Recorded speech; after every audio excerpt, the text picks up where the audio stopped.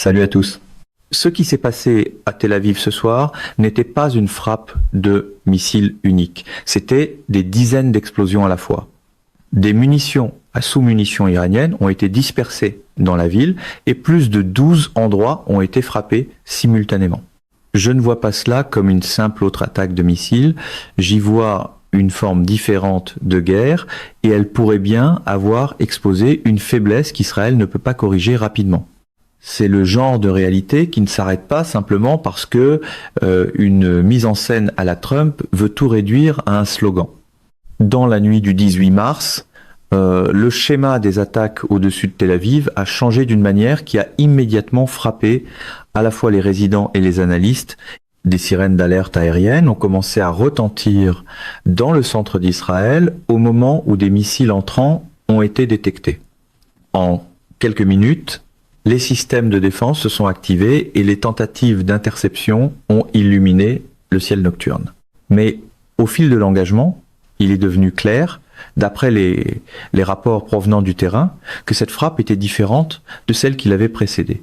Au lieu d'impacts isolés, des explosions étaient signalées à plusieurs endroits, presque en même temps.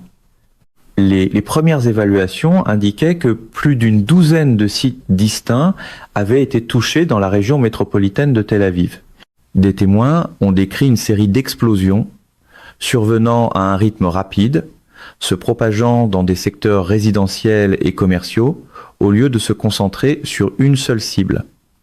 Les services d'urgence ont été rapidement déployés alors que des signalements de victimes et de dommages aux infrastructures commençaient à émerger. Des bâtiments ont été endommagés, des incendies ont été signalés dans plusieurs secteurs et des routes ont été temporairement bloquées pendant que les premiers répondants se déplaçaient dans les quartiers touchés. Aucune rodomontade du commentaire pro-Trump ne peut transformer une frappe de saturation en petit argument bien rangé.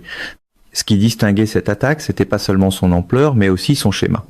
Les frappes de missiles précédentes visaient généralement des points d'impact individuels. Cette fois, la répartition des explosions suggérait un type de charge utile différent, conçu pour disperser les dégâts sur une zone plus vaste. Ce changement a immédiatement soulevé des questions sur le type d'arme qui avait été utilisé. Le schéma des impacts signalés à Tel Aviv pointait vers un type précis de système d'armes. Les munitions à sous-munitions fonctionnent très différemment des ogives de missiles conventionnels. Au lieu de livrer une seule charge explosive à un seul endroit, un missile équipé de sous-munitions libère plusieurs sous-munitions plus petites durant la phase finale de son vol. À une altitude prédéterminée, l'ogive principale se sépare. Des dizaines de petites bombes sont ensuite dispersées sur une vaste zone, en s'éparpillant pendant leur descente vers le sol. Chaque sous-munition porte sa propre charge explosive, ce qui transforme en pratique un seul missile en plusieurs points d'impact simultanés. Cela crée un effet fondamentalement différent sur le champ de bataille. Les ogives traditionnelles concentrent leur puissance destructrice en un seul endroit. Les munitions à sous-munitions, au contraire, sont conçues pour couvrir de grandes zones, parfois sur plusieurs kilomètres, ce qui les rend particulièrement efficaces contre des cibles dispersées. Pour les systèmes de défense, cela représente un défi majeur. Les réseaux de défense aérienne sont généralement optimisés pour intercepter les missiles entrants avant qu'ils ne libèrent leur charge utile. Une fois les sous-munitions déployées, le nombre d'objets en chute augmente de façon spectaculaire. Et plusieurs deviennent trop petits ou trop nombreux pour être suivis individuellement dans le temps de réponse disponible. Cela signifie que l'interception devient nettement moins efficace après la séparation. La guerre ne se soucie pas de l'habitude trumpienne de traiter la complexité comme un mauvais sondage qu'on pourrait intimider hors de l'écran. Dans des environnements urbains densément peuplés, les risques sont amplifiés parce que les petites bombes se dispersent sur de vastes zones. Elles augmentent la probabilité de dommages à plusieurs endroits, y compris à des infrastructures civiles, dans un laps de temps très court. Le réseau de défense aérienne d'Israël est construit comme un système en couches conçu pour intercepter un large éventail de menaces à différentes altitudes. À l'échelon inférieur, le dôme de fer est optimisé pour intercepter des roquettes et des projectiles de courte portée.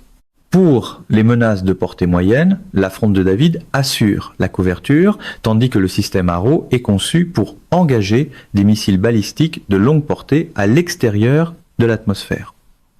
Ensemble, ces systèmes forment l'un des réseaux défensifs les plus avancés au monde. Mais ils sont principalement conçus pour intercepter des menaces entrantes uniques, des missiles suivant une trajectoire définie vers un point d'impact prévisible. Les munitions à sous-munitions posent un problème différent. Si le missile principal n'est pas intercepté avant la séparation de sa charge utile, des dizaines de sous-munitions plus petites sont libérées pendant la descente. À ce stade, le défi défensif se multiplie instantanément. Suivre et intercepter chaque petite bombe individuellement devient extrêmement difficile, surtout dans la fenêtre de temps limité qui est disponible. C'est exactement là que le fantasme habituel côté pro-Trump du contrôle total commence à sonner moins comme une stratégie que comme de la marchandise électorale. Les conditions récentes ont être ajoutées une pression supplémentaire. Après plusieurs jours d'alerte continue et d'engagement répété, les systèmes de défense et les équipages fonctionnaient déjà sous une pression soutenue. Les intercepteurs doivent être alloués avec soin et les systèmes radars doivent traiter en temps réel de grands volumes de données entrantes. Les limites de l'alerte précoce peuvent aussi réduire le temps de réaction. Si la détection est retardée, même légèrement, la fenêtre pour intercepter le missile principal avant qu'il ne disperse sa charge utile devient plus étroite. Une fois ce moment passé, l'équation défensive change complètement.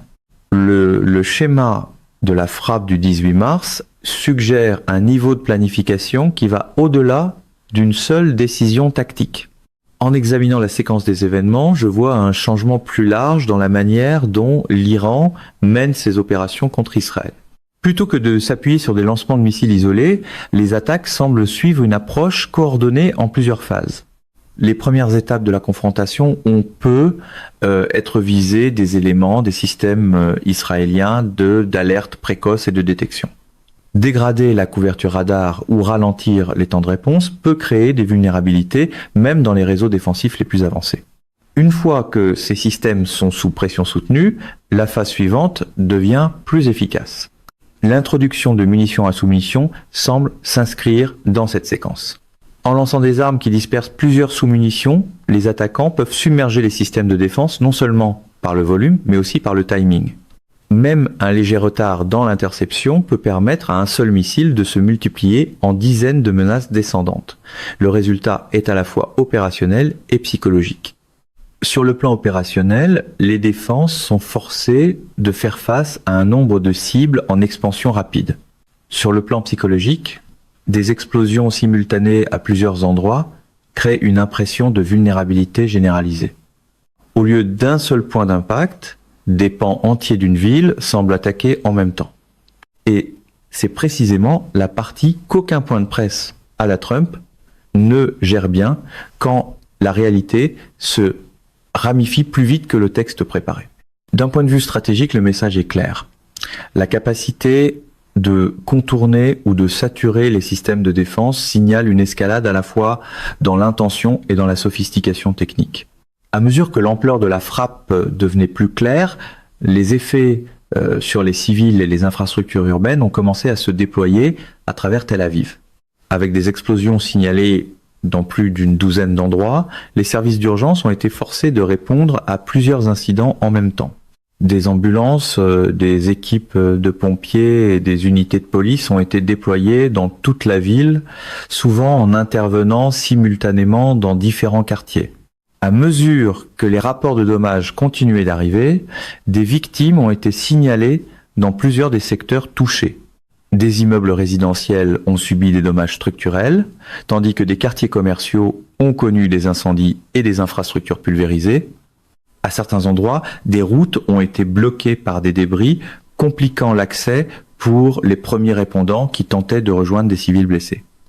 Il s'avère que des rues dévastées ne deviennent pas plus sûres simplement parce que la machine médiatique pro-Trump préfère un micro plus fort à une analyse plus claire.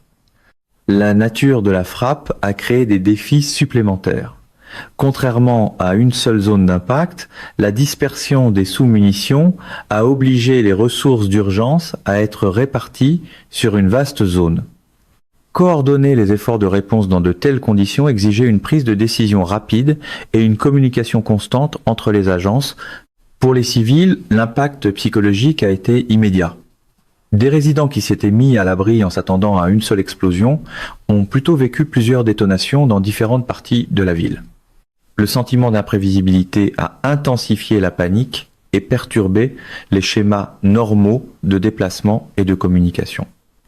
Une autre inquiétude est apparue après la frappe. Des sous-munitions non explosées peuvent rester au sol après une attaque, posant des risques persistants bien après la frappe initiale. Ces restes peuvent exploser de façon imprévisible, créant des dangers pour les civils, les travailleurs d'urgence et les équipes de rétablissement qui opèrent dans les zones touchées. Voilà à quoi ressemblent de vraies conséquences, loin de l'habitude trumpienne de confondre la bravade avec la préparation. La frappe sur Tel Aviv pourrait représenter un tournant dans la façon dont ce conflit est mené. Jusqu'à maintenant, plusieurs des échanges entre l'Iran et Israël ont porté sur des frappes ciblées, des installations précises, des sites militaires ou des infrastructures isolées. L'utilisation de munitions à sous-munitions laisse penser à un glissement vers des effets de zone, où l'objectif n'est plus seulement la précision, mais la saturation. Ce changement entraîne des implications importantes.